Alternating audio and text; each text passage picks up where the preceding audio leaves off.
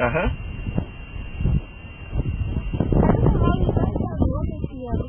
I thought it's very Asian.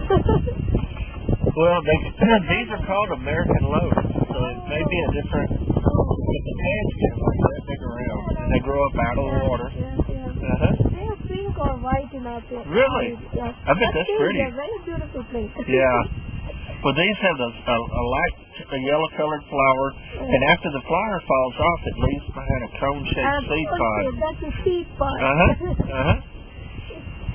And they use that seed pod in flower arrangements and stuff.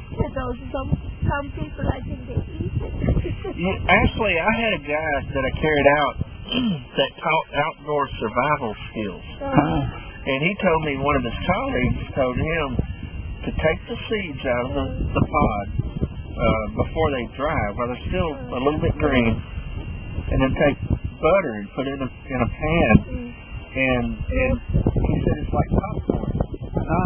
He said it's like gourmet popcorn. And I haven't tried it yet. It's been 2 years now, and every year I keep saying I'm going to do that, and then I forget. And so maybe next year I'll get some and try that.